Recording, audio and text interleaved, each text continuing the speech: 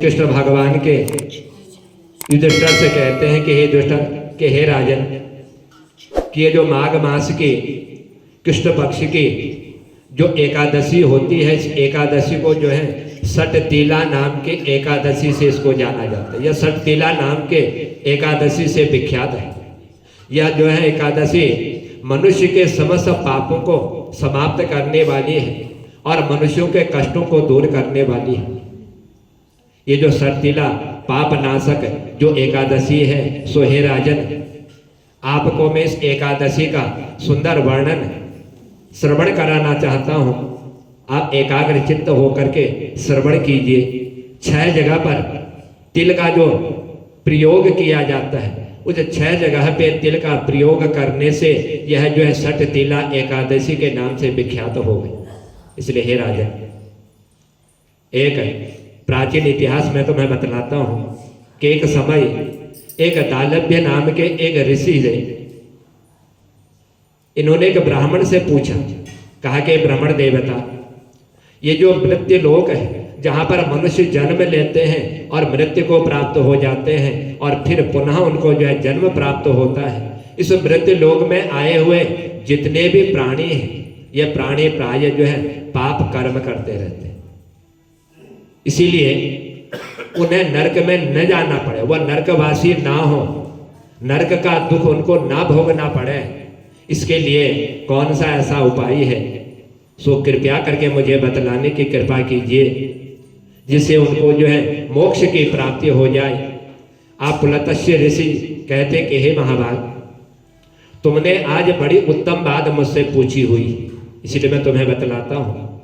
ये जो माघ मास है परम पवित्र, इस माघ मास के आने पर मनुष्य को चाहिए कि वह पवित्र होकर के स्नान करे और अपने इंद्रियों को संयम करते हुए काम, क्रोध, अहंकार, लोभ और चुगली, बुराई, इतनी चीजों का वह त्याग कर दे।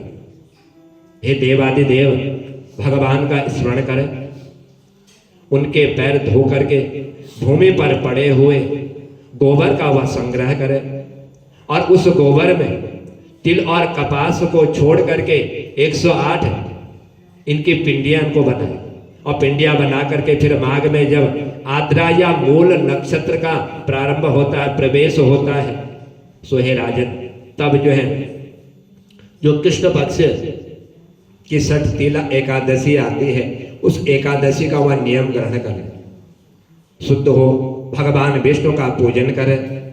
लेकिन भगवान विष्णु के पूजन में कोई भूल ना हो।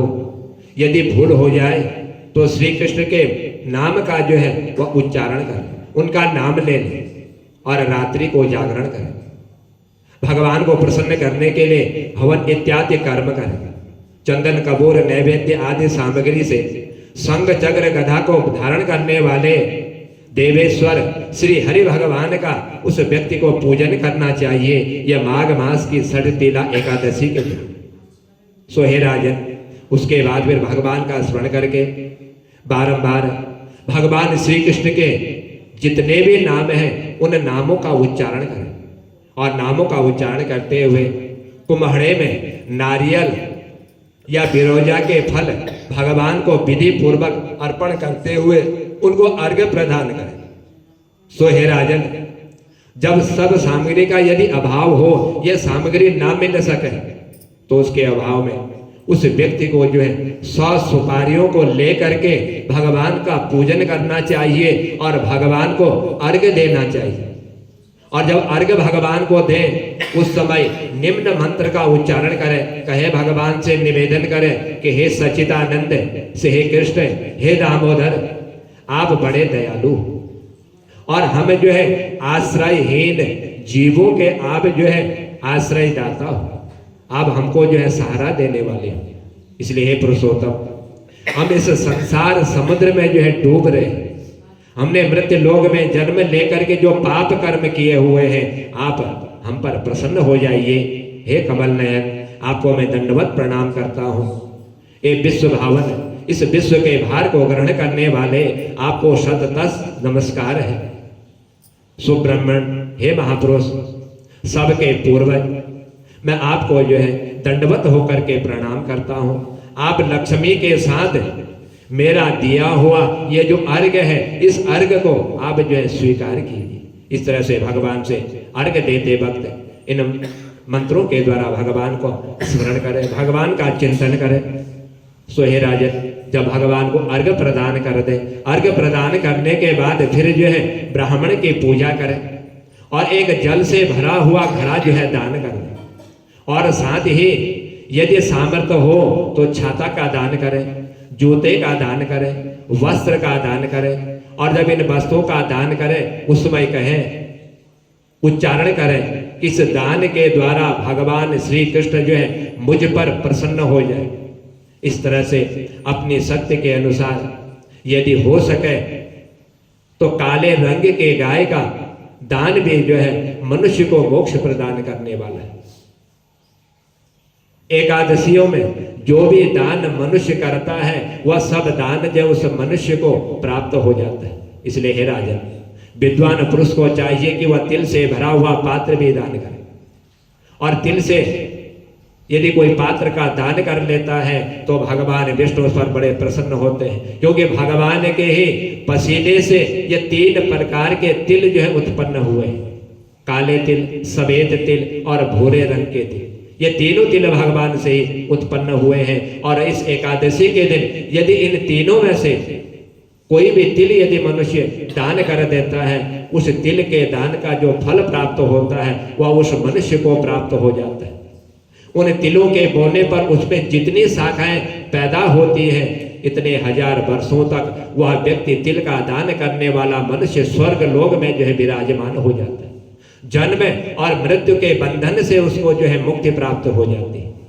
सो हे राजन, तिल से स्नान करें, तिल का दान करें, तिल का उपटन लगाएं, तिल का होम करें, तिल मिलाया हुआ जल पिए, तिल का दान करें और तिल को भोजन में प्रयोग करें। यानी कि 6 जगह पर तिल का जो है उपयोग किया जाता है। इसीलिए 6 जगह पर तिल का उपयोग करने पर यह एकादशी जो है षट तिला कहलाती है। इसलिए हे राजन, पहला बतलाया कि मनुष्य को जो है जब स्नान करें, स्नान करते हुए जल में कुछ तिल के दाने डाल दें। और दूसरा फिर जो है तिल को पीस करके उसका उबटन लगाएं, तिल के द्वारा होम करें और तिल मिला हुआ जल पिए, तिल का दान करें, तिल को भोजन में प्रयोग करें। ये 6 जगह पर जो तिल का प्रयोग किया जाता है, इसलिए यह षट तिला एकादशी कहलाती है, जो समस्त पापों को नाश करने वाली है।